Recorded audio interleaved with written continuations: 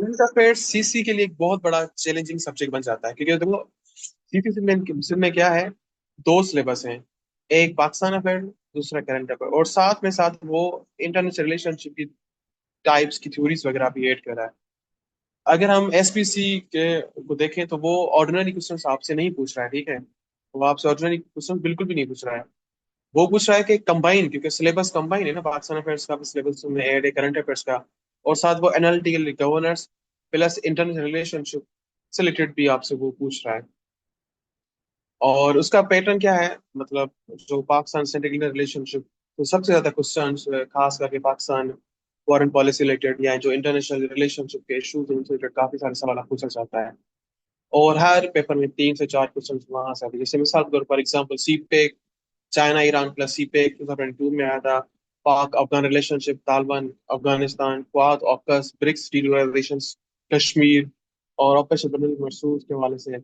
ये एक ट्रेंड है पाकिस्तान एक्सटर्नल सिक्योरिटी इन्वायरमेंटल। दूसरा पैटर्न सा क्या है, सिक्योरिटी प्लस गवर्नेंस के हवाले से। जैसे मैंने पहले भी बताया ना कि अगर आप पास पेपर्स नहीं देखते हैं और सिलेबस को सही से नहीं पढ़ते हैं, तो आपके लिए मसला ये होता है कि हमें पेपर की मिथ रियलिटी समझ में नहीं आती। पेपर की जो टेक्नोलॉजी है वो हमें समझ में बिल्कुल भी नहीं आती। अगर उसे समझना है तो जाहिर सी बात है, हमें थोड़ा डेप्थ जाना होगा। और हमने भी कोशिश यही की है कि आपको डेप्थ लेकर जाए, और जितने हमने क्वेश्चंस करंट अफेयर्स के 50+ अटेम्प्ट किए वो भी सारे डेप्थ हैं, सिलेबस के मुताबिक, ट्रेंड इश्यूज डेवलपमेंट के मुताबिक हमने उनको अटेम्प्ट किया है। आपने जस्ट उनकी प्रैक्टिस ही करनी है। जितनी ज्यादा आप प्रैक्टिस करेंगे उतना ज्यादा आपकी ग्रिप बन जाएगी करंट अफेयर्स में। तो अब पैटर्न टू क्या है, सिक्योरिटी प्लस गवर्नेंस। अब हर टॉपिक में वो क्या पूछता है, terrorism, extremism, internal security, constitutional issues और एडमिनिस्ट्रेटिव रिफॉर्म्स। ठीक है। अब एग्जाम्पल हमारे पास क्या है, मिसाल के तौर पर उन्होंने पूछा हुआ है progressive Islamic State, civic provinces, economic crisis, food security, foreign aid और foreign policy, terrorism and corruption, new administration units, youth realisation. और फिर पैटर्न थ्री में क्या है भाई, क्लाइमेट और सस्टेनेबल डेवलपमेंट के बारे में उन्होंने काफी दफा पूछा हुआ है। जैसे 2023 में क्लाइमेट चेंज, फिर यूएनईपी और सस्टेनेबल डेवलपमेंट। तो एग्जामिनर आपसे क्या चाहता है, वही भाई गवर्नेंस प्लस क्लाइमेट चेंज और इंटरनेशनल रिलेशन के हवाले से।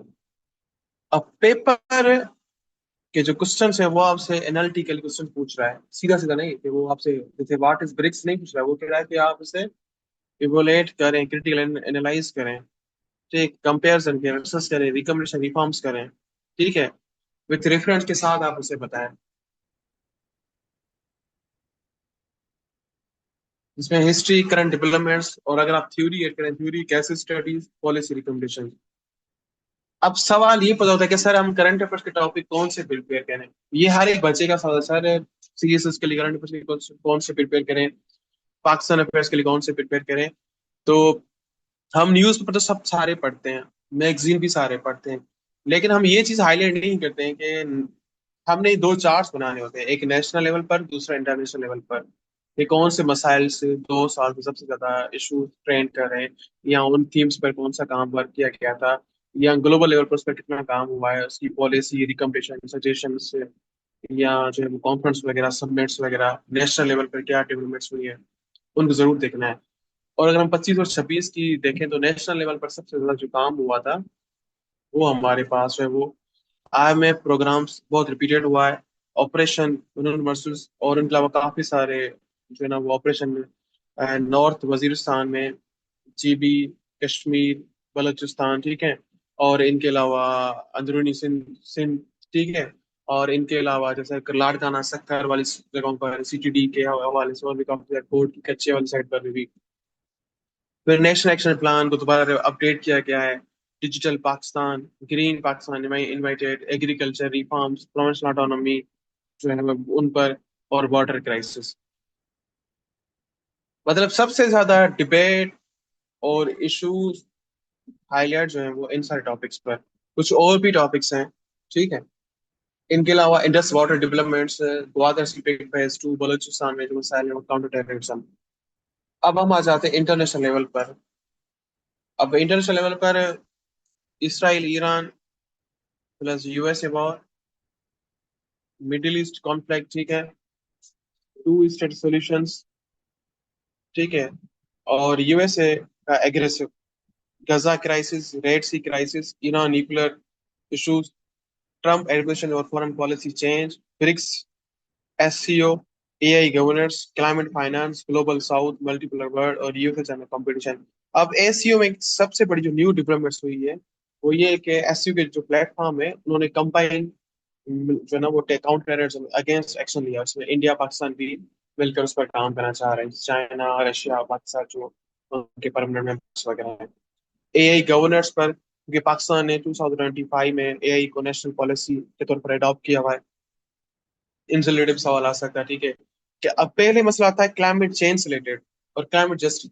अब जो सबसे बड़ा पाकिस्तान का इशू है वो क्लाइमेट फाइनेंस और क्लाइमेट रेजिलियंसी के हवाले से, तो इस पर जरूर कुछ सुना सकता है। अब ग्लोबल साउथ जो है वो इसे ब्रिक्स रिप्रेजेंटेटिव कर रहा है और ये काउंटर कर रहे हैं ग्लोबल नॉर्थ मतलब ईस्टर्न ब्लॉक को। Green house emission oil production से ज्यादा ग्लोबल नॉर्थ की वजह से काफी सारे असरा जो है ग्लोबल साउथ पे पड़ते हैं। तो ये बहुत ज्यादा, और मल्टीपोलर वर्ल्ड ऑर्डर आप को जो है वो पाकिस्तान के फॉरेन पॉलिसी कॉन्टेक्स्ट में आ सकता है। यहाँ पाकिस्तान जो एज अ मिडिल पावर के तौर पर सामने आया है, उससे रिलेटेड पाकिस्तान को कौन से चैलेंजेस हैं, और पाकिस्तान की जो इंटरेस्ट है वो चेंज हुई है जियो इकोनॉमिक तरफ और जियो स्टडी के हवाले से। तो पाकिस्तान पाकिस्तान के पास कौन से ऑप्शंस हैं, उनसे रिलेटेड सवाल जरूर आएगा।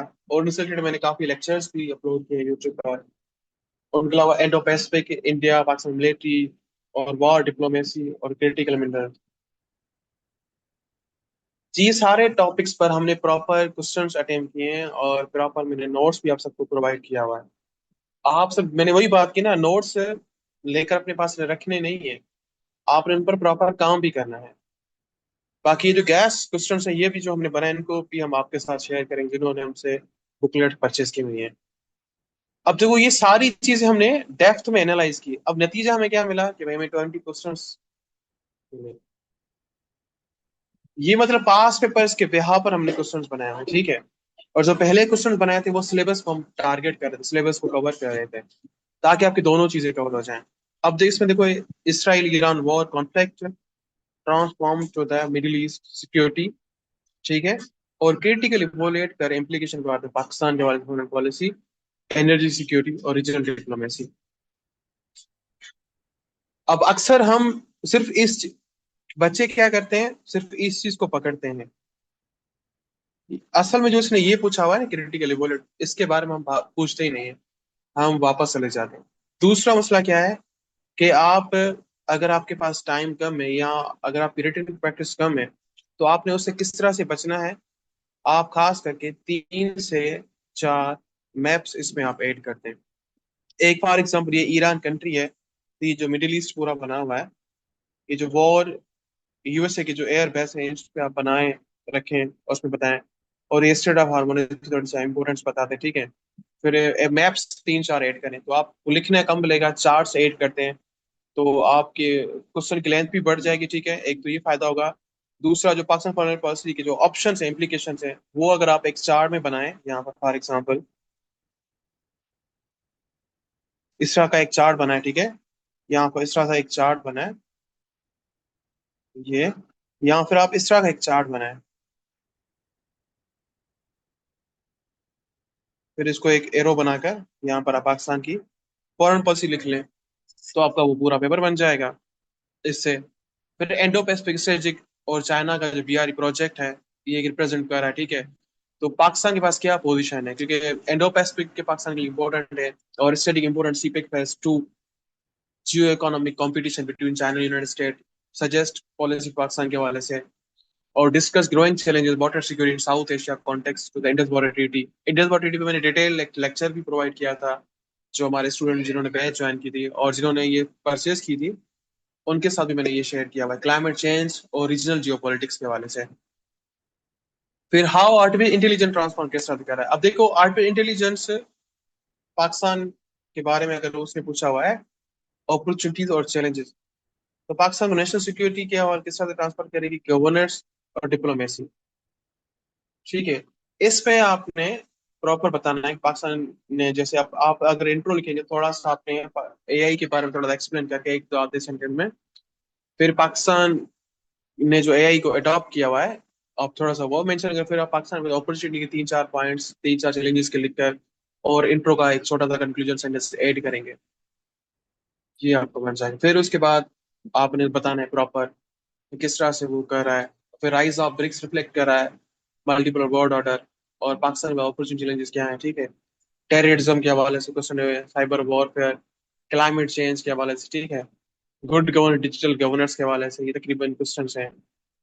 मतलब ये वो क्वेश्चंस हैं जो कि पेपर में जिस तरह से आपसे पूछ रहा है, अगर आप क्वेश्चन पेपर को उठाएंगे, पास पेपर्स मैंने आपके साथ शेयर भी किए थे फेसबुक पेज पर, यूट्यूब पर, तो बिल्कुल डिटेल चीजें मैंने बताई हुई आप सबके साथ, ये देखें। अब क्वेश्चन कैसे अटेम्प्ट करना है, ये थोड़ा लेंथी मैंने अटेम्प्ट किया, लेकिन कोशिश मैंने की है कि मैं इसे प्रॉपर तैयार करूँ। ये तरीका देखें। अब ये सवाल है, ठीक है, इसराइल कॉन्फ्लिक्ट के हवाले से, मिडिल ईस्ट के हवाले से। अब हमने पहले बताया भाई इसराइल ईरान वॉर जो है उसकी वजह से प्रोक्सी वॉर भी, ये सारा चीज हमने बताया। मिलिट्री फंडामेंटल रीशेप करा है, मिडिल ईस्ट में स्ट्रेटेजिक इन्वायरमेंट है, और कॉन्फ्लिक्ट की वजह से एक्सेलरेट करा है रीजनल पोलराइजेशन, और ग्रेट पावर कंपटीशन भी है, थ्रेट करा है ग्लोबल एनर्जी रूट, और वीकेंड करा है ट्रेडिशनल सिक्योरिटी अरेंजमेंट। बाहर पाकिस्तान की बात है तो क्राइसिस रिप्रेजेंट करा है, कॉम्प्लेक्स फॉरेन पॉलिसी के चैलेंजेस भी हैं, ठीक है। मेंटेन उन्होंने स्ट्रेटेजिक न्यूट्रलिटी करनी है। ये सारी चीजें हमने बता दी, Iran, Gulf state, China, United State. तो जो बॉर्डर मुस्लिम वर्ड्स हैं ये हमने बता दी है, और इम्प्लीकेशन पाकिस्तान के लिए जो है वो सिक्योरिटी, स्टेबिलिटी और रीजनल डिप्लोमेसी के हवाले से।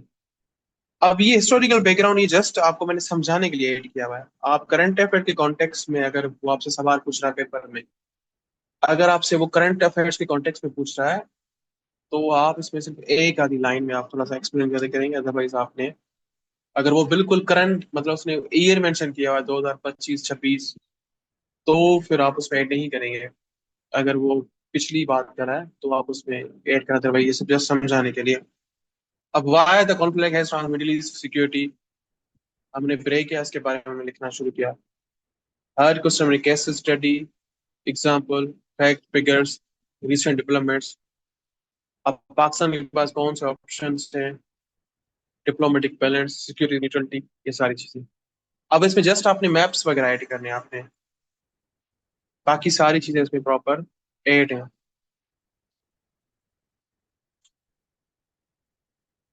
अब मुझे ये बताएं कि आप